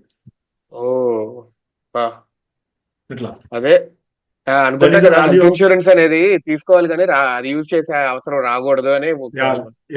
Value of insurance is high అన్నమాట. అంటే లైఫ్ ఈజ్ అన్ప్రిడిక్టబుల్ కదా, మనం ఎప్పుడు ఏది మనం ప్లాన్ చేసినట్టు జరగదు ఏది. So insurance is always valuable. అది మనకి అది యూజ్ చేసినప్పుడు దాని వాల్యూ తెలిసినప్పుడే మనకి అది తెలుస్తుంది అన్నమాట. మనకి ఇప్పుడు అలాంటి ఇప్పుడు ఇన్సూరెన్స్ లేదనుకోండి, వాళ్ళు ఏం చేస్తారంటే గవర్నమెంట్ కి అర్జీ పెట్టుకుంటారు, బాబు మేము పే చేయలేము అని చెప్పి. అలా కూడా హెల్ప్ చేస్తుంది గవర్నమెంట్. తెలిసిన ఒక ఫ్రెండ్స్ కి ఇట్లానే వాళ్ళ పేరెంట్స్ కి ఏదో సమ్ హార్ట్ ఇష్యూస్ వస్తే సమ్ $200,000 బిల్ అయింది హాస్పిటల్కి వెళ్తే. వాళ్ళకి ఇన్సూరెన్స్ లేదు, వాళ్ళ గవర్నమెంట్ అర్జీ పెట్టుకుంటే $100,000 వేవ్ ఆఫ్ చేశారు. మిగిలిన $100,000 they have to pay. Basic ఏంటంటే అమెరికాలో they won't ask you anything, they first treat you. Okay. Later insurance లేదంటే పేమెంట్స్ ఇవన్నీ డిస్కషన్స్ అవుతాయి. వస్తాయి, మనకు వస్తాయి, పేమెంట్స్ అవన్నీ మన ఇంటికి వస్తాయి. ఆ, నేను కాలేజ్ టైంలో ఒక అబ్బాయికి ఇట్లనే, ఒక జూనియర్ కి ఇట్లనే పాపం వాడికి పొట్టనొప్పి వచ్చింది అని చెప్పి వాడు బాగా స్ట్రగుల్ అవుతుంటే ఎమర్జెన్సీ కాల్ చేసింది. కాల్ చేస్తే వాడికి అపెండిసైటిస్ వచ్చింది వాడికి. ఒక 40,000 50,000 బిల్ అయింది వాడి పిల్లోడికి. ఇన్సూరెన్స్ ఏదో 20,000 పే చేసి 30,000 మిగిలింది వాడు పేమెంట్ ప్లాన్ లో పెట్టుకున్నాడు. ఓ గాట్ ఇట్. పేమెంట్ ప్లాన్స్ ఉంటాయి అన్నమాట. 5-year payment plans, 10-year payment plans ఉంటాయి. ఆ పేమెంట్ ప్లాన్ వాడు తప్పకుండా పే చేయాలి, లేకపోతే మీ క్రెడిట్ ఇంపాక్ట్ అవుతుంది. సో ప్రేమ్, ఇప్పుడు మనం ఇన్సూరెన్స్ ఇవన్నీ మాట్లాడాం కదా, లైక్ ప్రెగ్నెన్సీ రిలేటెడ్ కూడా, like I have heard couple of good things and bad things అక్కడ. Yeah. నా లాస్ట్ 10 years లో మా సీనియర్స్ ఇలాగా ఒకరికైతే Hmm. బాగా ఇబ్బంది అయింది. సో మీరు కూడా ఏమన్నా లైక్ మీకు ఎలా, how was your pregnancy, because ఇద్దరు పిల్లలు అంటారు కదా. యా. సో మాకు ఇనిషియల్ గా ఏంటంటే, so one thing I would suggest is whoever is planning for kids US లో, choosing a doctor is very important. మనం ఏ డాక్టర్ అయితే చూస్ చేసుకుంటామో దే హ్యావ్ టు బి, మనము చాలా రీసెర్చ్ చేసి మరి మనము చూస్ చేసుకోవాలి. మా సిచ్యువేషన్ లో ఏముండేనంటే, మేము అప్పుడు కొత్తగా పెళ్ళి అయింది, అప్పుడు మాకు అంత నాలెడ్జ్ లేకుండే అన్నమాట. సో మేము ఇండియన్ డాక్టర్ అయితే బాగుంటుంది అని చెప్పి మేము అలా ఆ రూట్ లో వెళ్ళిపోయాం అన్నమాట. వెరీ బ్యాడ్ ఎక్స్పీరియన్స్ అన్నమాట ఆ డాక్టర్ అన్నమాట. సో యూజువల్ గా తను వెరీ వెరీ బిజీ. మనము ఏమైందంటే మా వైఫ్ కి సమ్ ఇష్యూస్ వచ్చి తను ఒక రోజు ఇట్లా స్టమక్ పెయిన్ వస్తుంది అని చెప్పి చెప్పింది అన్నమాట. సరే అని చెప్పి ఏమైంది అని చెప్పి డాక్టర్ దగ్గరికి పోతే తను ఏదో స్కాన్ చేసి ఎవ్రీథింగ్ ఇస్ ఫైన్, జస్ట్ ఒక టాబ్లెట్ వేసుకోమా అని చెప్పి, అది ఓవర్ ద కౌంటర్ అంటే జస్ట్ ఫార్మసీకి వెళ్తే మనకి యూజువల్ గా ఓవర్ ద కౌంటర్ అమ్ముతారు అనమాట. అది తీసుకొని వేసేసుకోమా అని చెప్పి చెప్పారు. చెప్తే అది తీసుకొని వచ్చింది, పడుకుంది పాపము. నెక్స్ట్ డే నేను ఆఫీస్ మీటింగ్ లో ఉన్నాను, పిలుస్తుంటే రావట్లేదు. బెడ్రూమ్ లోకి వెళ్ళి చూస్తే పాపము పడుకొని ఏడుస్తుంది. ఏమైంది అని అంటే, ఏం లేదు, ఫుల్ స్టమక్ పెయిన్ వస్తుంది అని చెప్పి అంటే, మళ్ళీ డాక్టర్ దగ్గరికి వెళ్ళాము. వెళ్తే కళ్ళు అక్కడే పాపం కూర్చున్నాం, వెయిట్ చేస్తున్నాం డాక్టర్ కోసము. అక్కడే కళ్ళు తిరిగి కింద పడిపోయింది పాపం. అయితే ఏమంటే 911 కి కాల్ చేస్తే అంబులెన్స్ వచ్చి తీసుకుని వెళ్ళింది, ఎమర్జెన్సీకి తీసుకుని వెళ్తే అక్కడ డాక్టర్ నన్ను పక్క నుంచి చెప్పాడు అనమాట, మీ వైఫ్ ని ఇంకొక 10 minutes లైట్ తీసుకొస్తుంటే she would be no more అని చెప్పి అన్నాడు. నేను షాక్ అయిపోయినా. ఏమైందిరా అని అంటే, అక్కడ తనకి కొన్ని లోపల బేబీ గ్రోత్ అనేది కరెక్ట్ పొజిషన్ లో కాకుండా వేరే పొజిషన్ లో వచ్చింది అనమాట. దానివల్ల లోపల తనకి బ్లీడింగ్ అయిపోయి పాపం చాలా వర్స్ట్ సిచ్యువేషన్ అయిపోయింది అనమాట. అయ్యో. స్కానింగ్ లో అదంతా మొత్తం ఈ స్టమక్ ఏరియా మొత్తం బ్లడ్ అది వచ్చేసరికి తను చెప్పాడు అనమాట, 10 minutes లేట్ అయింటే నో మోర్ అని చెప్పి అనేసరికి నాకు ఇంకా చేతులు కాళ్ళు ఆడలేదు. డాక్టర్ వచ్చి సింపుల్ గా ఇట్లా 2 highways ఉంటాయి, ఒక హైవే బ్లాక్ అయిపోయింది, ఇంకొక హైవే ఉంది, ఈ హైవేని తీసేసేయాలి అని చెప్పి అన్నది. నేనన్నా, ఏం మాట్లాడుతున్నావు నువ్వు, నిన్న వచ్చినప్పుడు ఎందుకు చెప్పలేదు అని అంటే, నా మెషిన్ ఓల్డ్ అని చెప్పి అన్నదన్నమాట. అదే డాక్టర్ మళ్ళా? అదే నా ఇండియన్ డాక్టర్, వాళ్ళే ఆపరేట్ చేయాలి బేసిక్ గా. మెషిన్ ఓల్డ్ అంటే ప్రాణాలు లెక్కలేదా? అదే కదా. సో మెషిన్ ఓల్డ్ అనేసరికి నేను, shove it up in your ass నీ మెషిన్, నాకు నేను ఎందుకు చెప్పలేదు, ఒక మాట నాకు చెప్పింటే నా హాస్పిటల్ మా ఇంటి పక్కన పెద్ద హాస్పిటల్, అపోలో లాంటి పెద్ద హాస్పిటల్ వెళ్ళి చూపిస్తుండే కదా నేను, నువ్వు ఎందుకు చెప్పలేదు నాకు అని చెప్పి అన్నా అనమాట. అంటే లేదు నేను మిస్టేక్ అయిపోయింది, ఇంకా దాన్ని కొట్టడం తప్ప అన్ని చేశాను నేను, దాన్ని కొట్టలేదు అంతే. నేను దాన్ని కొట్టకుండా ఎన్ని చేయాలో అన్ని చేశాను. కిందకు వచ్చి అయితే నేను కిందకు వచ్చి నేను ఆమెతో మాట్లాడుతుంటే ఆమె వెళ్ళిపోయింది. నేను మధ్యలో మాట్లాడుతుంటే కొంచెం హార్ష్గా మాట్లాడుతుంటే వెళ్ళిపోయింది అన్నమాట. వెళ్ళిపోతే నేను మళ్ళీ నెక్స్ట్ డే రాలేదు ఆపరేట్ చేసి వచ్చినాక. అయితే హాస్పిటల్ హెడ్ వచ్చి మా రూమ్కి వచ్చి చెప్పింది అనమాట, ఆమె కనుక 1/2 an hour లో కనుక ఇక్కడ రాకపోతే ఆమెను హాస్పిటల్కి వెళ్ళి బ్యాన్ చేస్తామని చెప్పింది.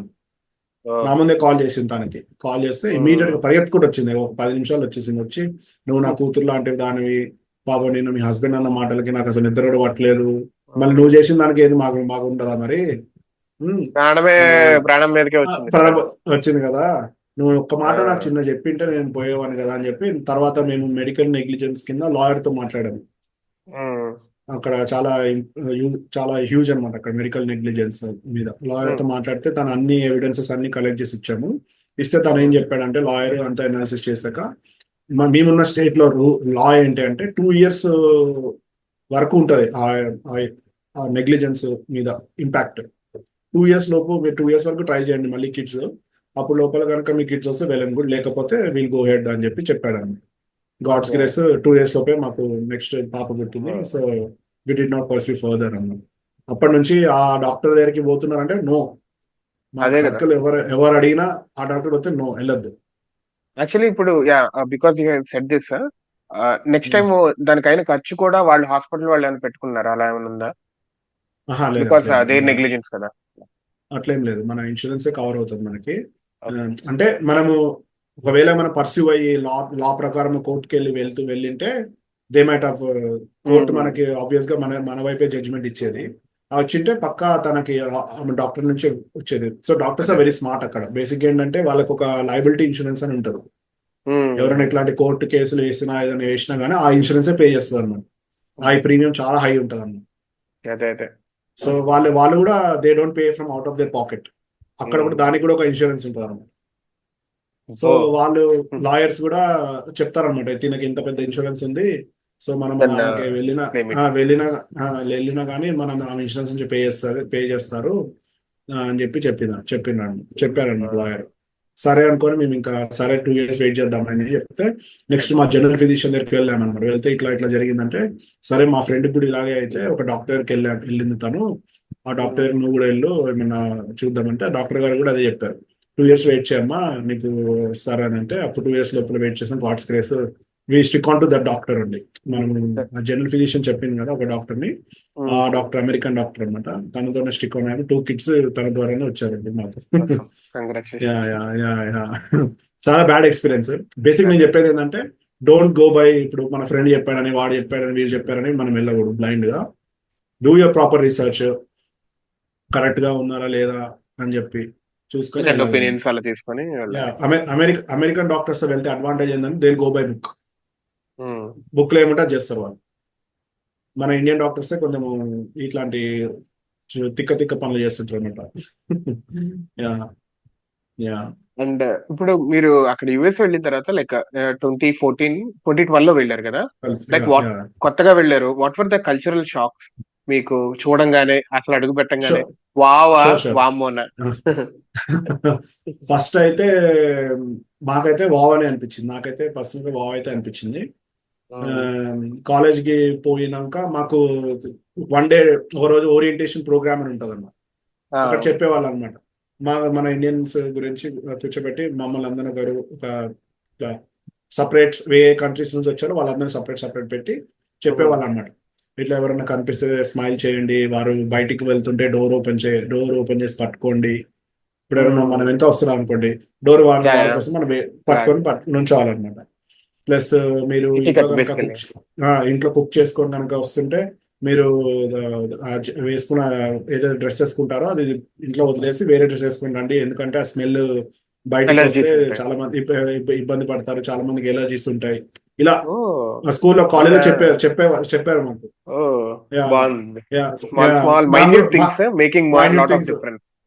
లాట్ ఆఫ్ డిఫరెన్స్ మేము కూడా క్లియర్ గా అబ్జర్వ్ చేసేవాళ్ళం అనమాట.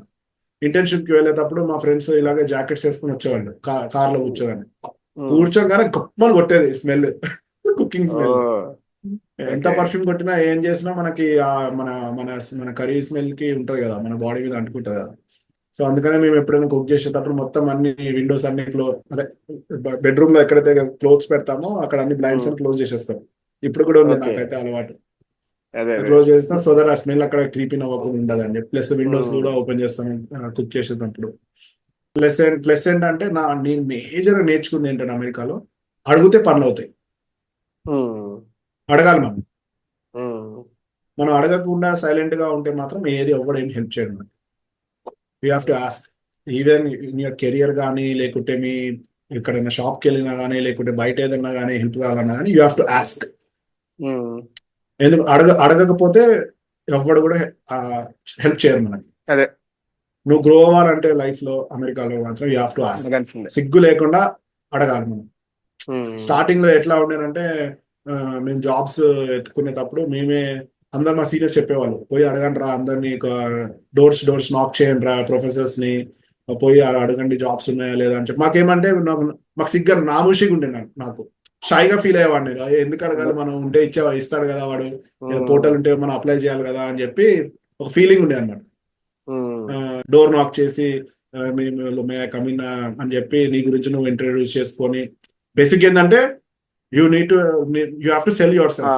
సెల్ యువర్ సెల్ఫ్, పబ్లిసిటీ మనమే చేసుకోవాలి, పిఆర్ మన పిఆర్ మనమే చేసుకోవాలన్నమాట. డోర్ నాక్ చేసి జాబ్ ఉందా లేదా అని అందరిని అడగాలన్నమాట. సో అలా మాకు చెప్పేవాళ్ళు, మాకు తెలీదు ఇలా చేయాలని చెప్పి కాలేజ్లో ఉన్నప్పుడు మాత్రం. తర్వాత మాకే ఇంకా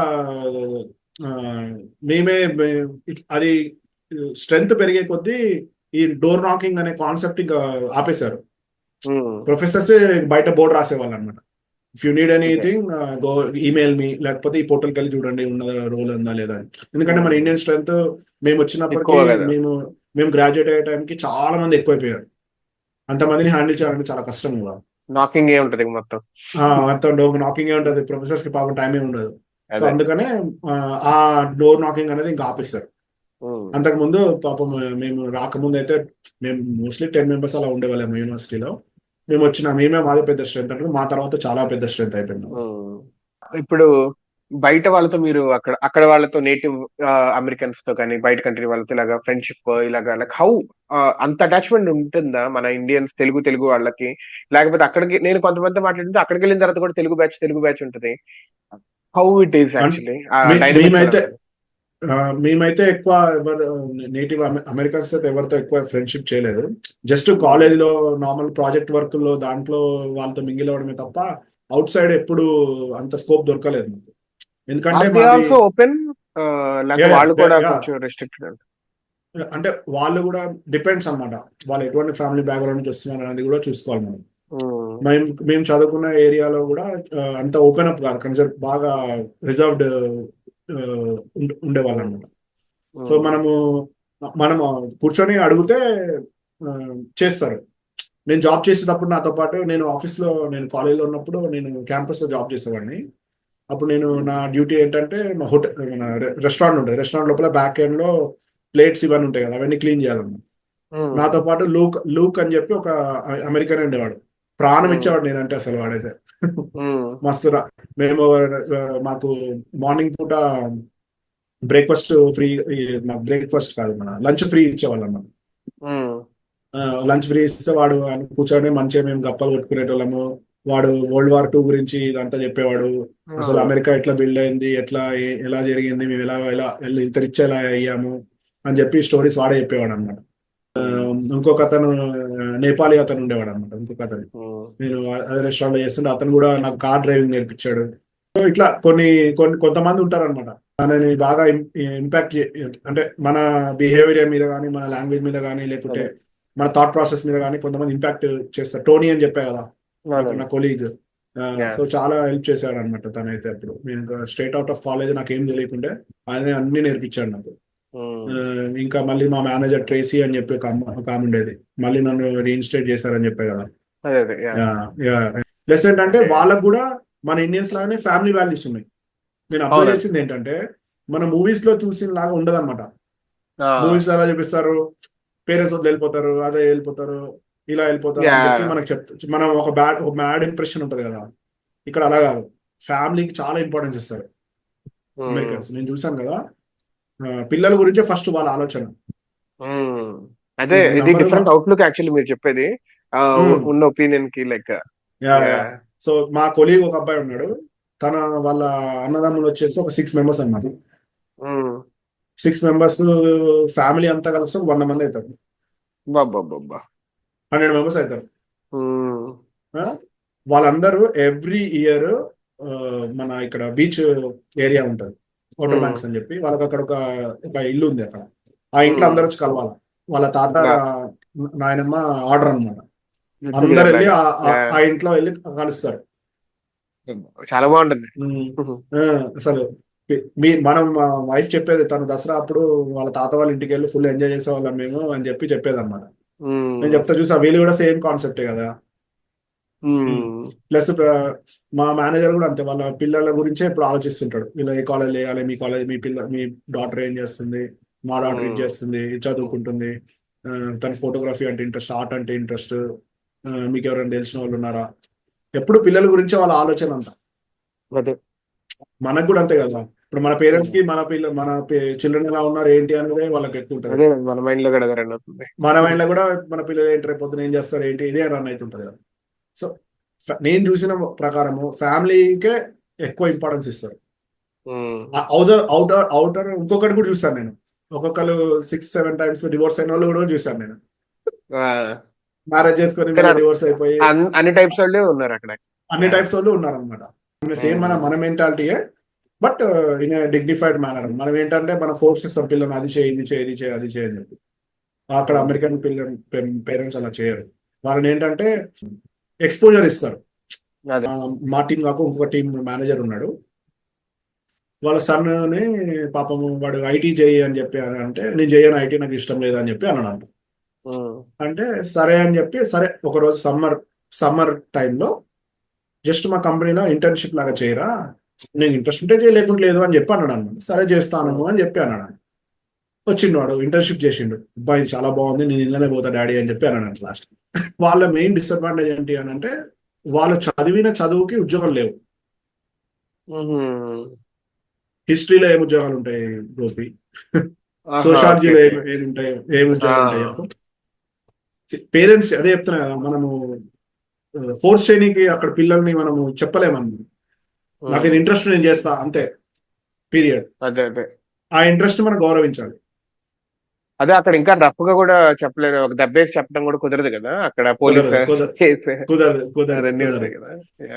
సో అందుకనే పిల్లలు కూడా ఎట్లా అంటే, మనం వాళ్ళకి ఎక్స్పోజర్ ఇప్పిస్తే, ఎంత ఎక్స్పోజర్ ఇప్పిస్తే అంత బెటర్. వాళ్ళ డిసిజన్ కరెక్ట్ గా తీసుకోవడానికి మనం హెల్ప్ చేసిన వాళ్ళం అయితే, మనం ఎక్స్పోజర్ లేకపోతే వాళ్ళు ఏం చేయలేరు. వాళ్ళ తప్పు పట్టలేము మనం. చెప్పండి. ప్లస్ మన ఇండియన్ పిల్లలు మాత్రం చాలా మోటివేటెడ్ ఉంటారు, ఎందుకంటే పేరెంట్స్ మోటివేషన్ ఉంటది కదా ఇంట్లో, ఇది అమెరికన్ పిల్లలు అంత మోటివేషన్ అంత ఉండదు. మనకి ఒక ఫోన్ కాల్ ఇండియాకి వస్తే ఇండియా నుంచి కూడా మోటివేషన్ వచ్చేస్తాయి, అదే వచ్చేస్తుంది. అదే కంపారిజన్ ఎలా ఉంటదండి మనకి ఇండియాలో బేసికలీ ఉంది, అక్కడ కూడా ఉంటదేమో అనుకుంటున్నా, like comparison with children to children, family to family. ఉండదు. ఎంత ఉండదు అంతెవరు కంపారిజన్. మన ఇండియన్ ఫ్యామిలీస్ లోనే కంపారిజన్ ఎక్కువ ఉంటది. ఉంటది, మనకు ఉంటది, పక్కా ఉంటది. ఎందుకంటే మనం పెరిగిన చైల్డ్హుడ్ అది కదా, పీర్ ప్రెషర్ బాగా ప్రెషర్ ఉంటుంది. నాకు తెలిసిన మా కొలీగే 2 పిల్లలు, తనకి అమ్మాయిలు, మా వైఫ్ అంత ఏజ్ ఉంటారు, 2 పిల్లలు, ఏం జాబ్ చేయట్లేదు, they're just sitting idle in home. ఎందుకంటే వాళ్ళ మదర్ పాపము క్యాన్సర్ వచ్చి చనిపోయారు. అయ్యో. సో వాళ్ళ ఆ ట్రోమా నుంచి బయటికి రాలేకపోతున్నారు. తండ్రి కూడా చెప్పుకోలేకపోతున్నాడు, మన వెళ్ళండి ఉద్యోగాలకు వెళ్ళండి, జాబులు చేయండి అని చెప్పి చెప్పుకోలేకపోతున్నాడు. చెప్తే ఎక్కడ వాళ్ళ పిల్లలు వదిలేసి వెళ్ళిపోతారని చెప్పి భయం అనమాట తండ్రికి. అందుకే ఆ భయంతోనే తను ఇంకో నన్ను చెప్పమంటాడు, నేను వెళ్ళినప్పుడల్లా చెప్తుంటా, నాకు ఇలాంటి వాడు ఉంటే నేను నా కూతురి నుంచి పెళ్లి చేసేటోని అని కూడా అన్నాడు చాలా సార్లు. నువ్వు పెళ్లి కాకుండా ఉంటే నీకే ఇచ్చి నా కూతురు ఇచ్చి చేసేటోని చాలా నువ్వు అని అన్నారు. లేకపోతే నేను మొత్తం తీసుకుంటా అని చెప్పి కూడా అన్నాడు 2-3 సార్లు. అట్లా.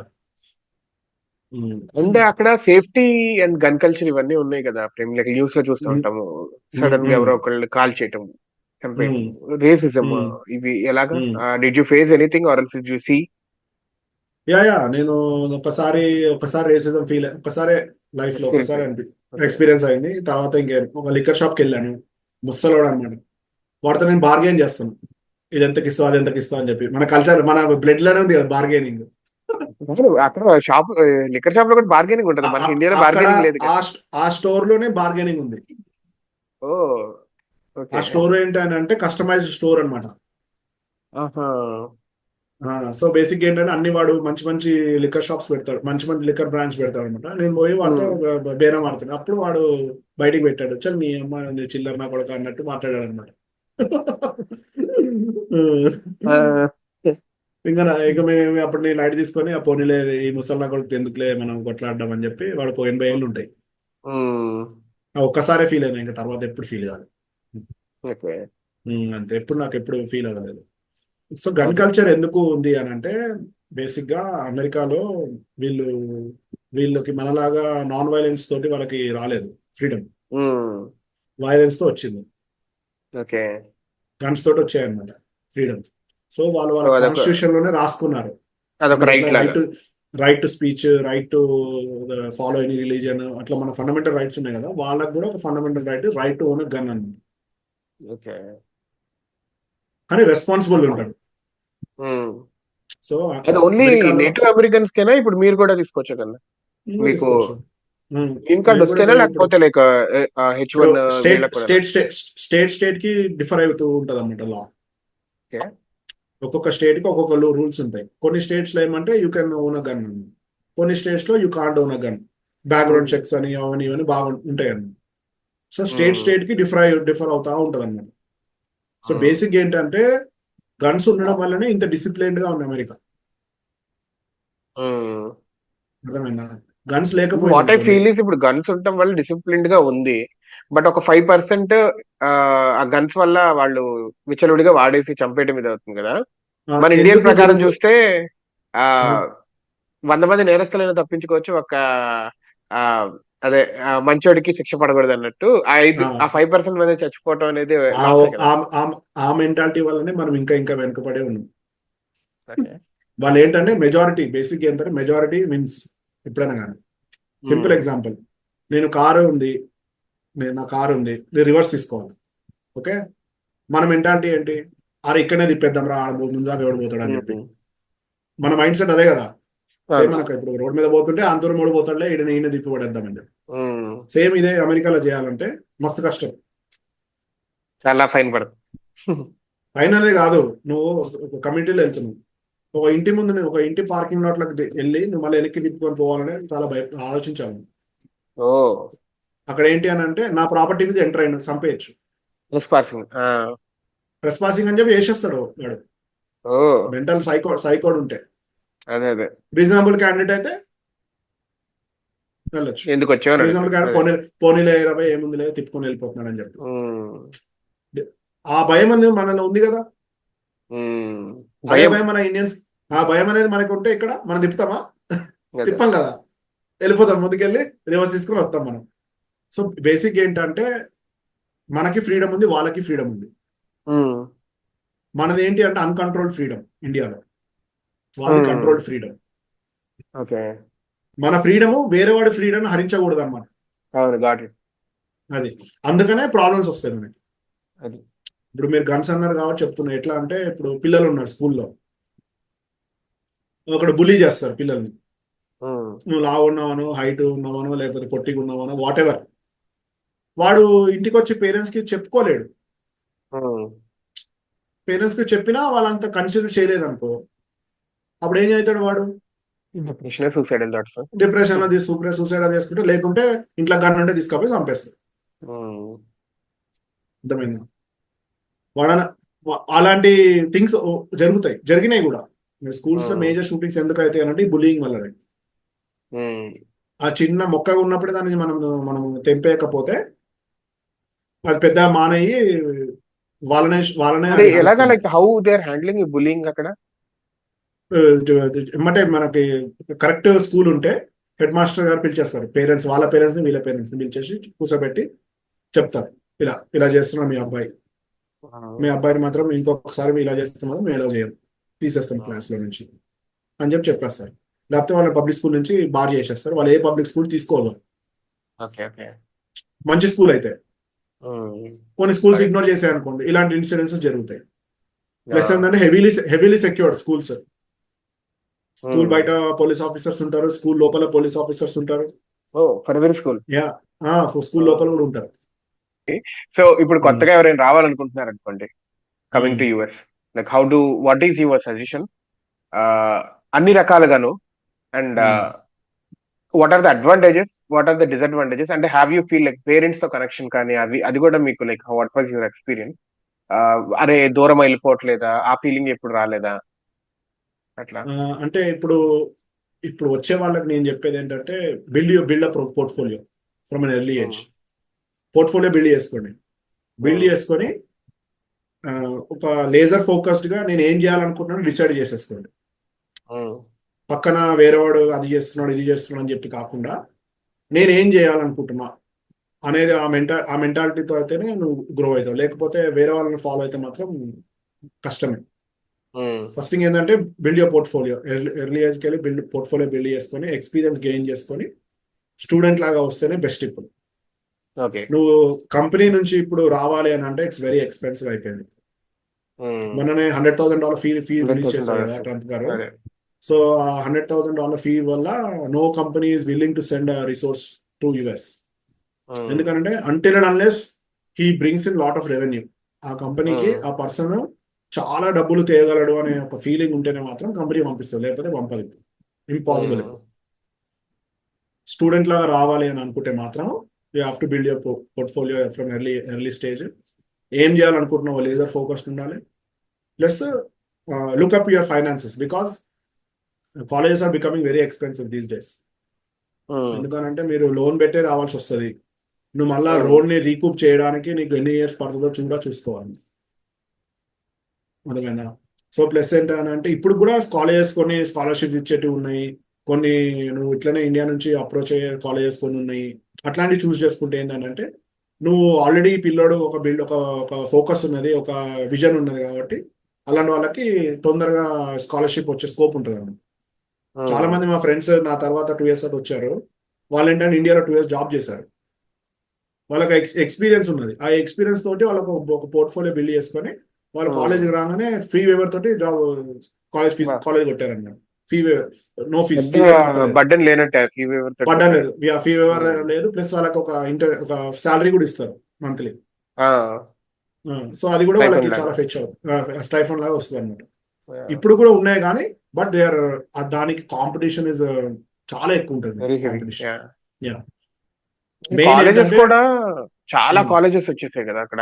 లైక్ సెలక్షన్ ఆఫ్ కాలేజెస్ చిన్న చిన్న కాలేజెస్ కి వెళ్ళి వేస్ట్ కదా. టూ అమెరికాకి రావాలంటే కొన్ని కాలేజెస్ వస్తుంటారు. 2 tier 3 tier అయితే కాలేజ్ అయితే వద్దు. ఫస్ట్ చెప్తున్నాను నేను, గో ఫర్ ప్రీమియం కాలేజ్. మంచి కాలేజ్లకు పోండి.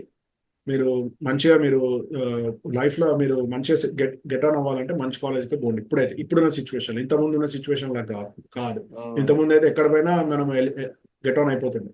ఇప్పుడు ఏమైపోయిందనంటే హై పేయింగ్ జాబ్సే ఉన్నాయి. ఇప్పుడు లో పేయింగ్ జాబ్స్ అని ఎలిమినేట్ అయిపోతాయి కొన్ని రోజుల తర్వాత. ఒక 5 years తర్వాత అయితే దేర్ వోంట్ బి ఎనీ లో పేయింగ్ ఫ్రెషర్ జాబ్స్ అనేటివే ఉండవు ఇక. ఇది ఆటోమేషన్ సగము ఇక్కడ పెట్టేసుకుంటున్నారు. డీసీస్ ఓపెన్ చేసుకుంటున్నారు ఇండియాలో. ఇప్పుడు ఏంటంటే జీసీసీస్ వచ్చేసినాయి ఇక్కడ ఇండియాకి. డీసీస్ అదే. ఆ లో పేయింగ్ జాబ్స్ ఏఐని బిల్డ్ చేసే ఇప్పుడు ఫ్యూచర్ నేను నాకు అబ్జర్వ్ చేస్తుంది ఏంటి అని అంటే ఏఐ తోటి పని చేసేవే ఎక్కువ వస్తున్నాయి. ఆ ఏఐని బిల్డ్ చేయడానికి ఏదైతే మనకి రీసోర్సెస్ కావాలో డెవలప్మెంట్. అదంతా జీసీసీ ఇక్కడ చేసేస్తాయి. ఆ టూల్ ఒకటి క్రియేట్ చేసి ఆ టూల్ ని అమెరికా షిప్ చేస్తారు. అక్కడ ఉన్న సీనియర్స్ తోటి ఆ టూల్ ని యూజ్ చేసి ప్రోడక్ట్ ని క్రియేట్ చేస్తున్నారు. అది నడుస్తుంది. అది నడుస్తుందని నా ఫీలింగ్ అనమాట. Already started actually little bit. అదే ఫ్యూచర్ అయితే అదే కనిపిస్తుంది నాకైతే. సో బేసిక్ గా ఈ ఏఐ వరల్డ్ లో ఎట్లా ఉంది అని అంటే పరిస్థితి ఎవ్రీ డే ఇస్ లైక్ యుద్ధమే. మాకు ఎట్లా జరిగినాయి అంటే నువ్వు నమ్మవు గోపి, లాస్ట్ 1 years లో జాబ్స్ ఎట్లా ఎగిరిపోయినాయి అని అంటే పొద్దునేసి కంప్యూటర్ ఓపెన్ చేస్తే కంప్యూటర్ లాగిన్ అవ్వదు. అవును, దిస్ హ్యాపెండ్ ఇండియాలో కూడా. I heard about the same. Lunch వెళ్ళాడు, Google లంచ్ తర్వాత వస్తే స్లాక్ ఓపెన్ అవ్వట్లేదు. గూగుల్ ఉంటది కదా, గూగుల్ మన ఏంటది గూగుల్ ట్యాబ్ ఉంటది కదా, గూగుల్ ట్యాబ్ ఒక అబ్బాయి ఉన్నాడు. అతను మ్యానుఫ్యాక్చర్ అదే తను is a designer, is the brain of that. అతనికి ఎవ్రీడే గూగుల్ సర్ఫేస్ దాని లోపల తనకి టైం కనిపిస్తుంది అంట. ఎవ్రీడే పొద్దున్న లేవగానే టైం కనిపిస్తుంది అంట. అది వైఫైకే దేనికో కనెక్ట్ అయి ఉంటదంట. పొద్దున్న చూస్తే నాట్ కనెక్టెడ్ అని చెప్పి వచ్చిందంట. కట్ చేస్తే అది తన వర్క్ అకౌంట్ తోటి లాగిన్ అయి ఉందంట. ఏంటబ్బా వర్క్ అకౌంట్ లాగౌట్ అయిపోయింది ఏంటబ్బా అని చూసుకుని కట్ చేస్తే జాబ్ లేపేశారు. ఏంటంటే అమెరికాలో ఒక ప్యాటర్న్ అనమాట. క్వార్టర్ ఉంటుంది కదా, ఒక క్వార్టర్లీ రిజల్ట్స్ కి ఒక 1 month ముందు నుంచే చాలా జాగ్రత్తగా ఉండాలి. క్వార్టర్ రిజల్ట్స్ అప్పుడు ఏం చేస్తారంటే వీళ్ళు తీసేసి ఆ డబ్బు వాళ్ళకి రెవెన్యూ పెరిగిందని చెప్పి క్వార్టర్ రిజల్ట్స్ చూపించుకోవడానికి చేస్తారన్నమాట. అదే. సో చాలా జాగ్రత్తగా ఉండాలి మనం. Yeah. At the end of the day ఎట్లా అంటే అమెరికాలో ఎంప్లాయర్స్ ఆర్ రూత్లెస్. అదైతే చెప్పాలండి నేను. Ruthless. Not No even mess. America, ఇండియాలో కూడా దట్ ఈస్ సేమ్ యాక్చువల్లీ ఇప్పుడు. రూత్లెస్. ఎమోషనల్ అటాచ్మెంట్ అనేది పెట్టుకోవద్దు. Hmm. First thing, build your portfolio. Always look out for, always look be in the market. ఒక్కసారి నువ్వు జాబ్ అయి వచ్చేసింది కదా అని చిల్లవనికి లేదు. అలానే మార్కెట్ ఉండాలి. That is race. అదే. అంతే. ఇంటర్వ్యూ ఇస్తూనే ఉండాలి, నువ్వు చేస్తూనే ఉండాలి. ఎందుకు అనంటే మీరు అంత టోస్ లేకపోతే ఏమవుతుంది అంటే, బికాస్ మనం ఏంటంటే నేను కానీ మా ఫ్రెండ్స్ కానీ H1 మీద ఉన్నాం కదా, we're running on slippery slope. Basic గా ఏమైనా అయిందనుకో టన్మని పడిపోతాం లోయలకి. అవును. సో దాని తర్వాత గ్రీన్ కార్డే కదా యాక్చువల్గా H1 తర్వాత మీకు. లేదు, బేసిక్ గా ఏంటంటే H1 తర్వాత 3 స్టెప్స్ ఉంటాయి. H1 అనేది త్రీ లెగ్డ్ రేస్ అన్నమాట. ఫస్ట్ రేస్ ఏంటి అని అంటే H1 తర్వాత H1 6 years ఇస్తారు. 6 years లోపల you have to be in a stage where your I-140 has to be approved. Okay. అర్థమైందా? I-140 అప్రూవ్ అయిపోయింది అని అంటే you are good. You can extend your H1 for an number of times. Okay. Okay. Simple analogy చెప్పాలంటే నువ్వు మూవీకి వెళ్ళాలి, ఓకేనా? మూవీకి వెళ్ళాలనంటే నువ్వేం చేయాలి? ఫస్ట్ లైన్ నుంచి టికెట్ కొనాలి కదా. లైన్ లో నుంచునేది ఏమంటారు అంటే పర్మ్ ప్రాసెసింగ్ అంటారు. PERM, perm processing. Okay. Okay, line లో నుంచునేది. లైన్ లో నుంచిన తర్వాత టికెట్ తీసుకుంటావే, దాన్ని I-140 అంటారు. టికెట్ అనేది I-140. ఓకే. ఇప్పుడు టికెట్ తీసుకొని మళ్ళీ నువ్వు సినిమా థియేటర్కి వెళ్ళాలి కదా, అక్కడ లైన్ లో నుంచోవాలి కదా. That waiting is called green. వెళ్తాము అన్నట్టు. నీ టర్న్ కోసం నువ్వు వెయిట్ చేస్తున్నావు. అదే. సినిమాలో థియేటర్ లోపల పోయినప్పుడు నీ గ్రీన్ కార్డ్ వచ్చినట్టు అనమాట. సినిమా చూసినప్పుడు నీ గ్రీన్ కార్డ్, సినిమా చూడనంత వరకు నీ గ్రీన్ కార్డ్ రానట్టే. పక్కాగా సినిమా అయితే చూస్తాం అన్నట్టు కాబట్టి ఇప్పుడు మా స్టేటస్ ఏంటంటే టికెట్ తీసుకుని లైన్ లో నుంచున్నాం ఇప్పుడు మేము. మా టర్న్ ఎప్పుడు వస్తుందో తెలియదు. కొంతమంది 20 years అంటున్నారు, కొంతమంది 102 years అంటున్నారు, 140 years అంటున్నారు. డిపెండ్స్ ఇక అది. ఇంకా యాక్చువల్లీ ఇది లైఫ్ అబ్రాడ్ సిరీస్ లాగా స్టార్ట్ చేశాను కదా Prem. Thanks for your the first participant. నేను ఇది మనం ఇంకా అనుకున్నాం కదా, లైక్ ప్రీవియస్లీ మనం మాట్లాడినప్పుడు డిఫరెంట్ టాపిక్స్ మీద కూడా మాట్లాడుకుందాం అనుకున్నాం కదా. ముచ్చట్లో ఒక సిరీస్ స్టార్ట్ చేశాను. I will invite you to there as well. ఒక టాపిక్ సెలెక్ట్ చేసి లెజిస్లేషన్ ఆర్ సంథింగ్ ఇండియాలో.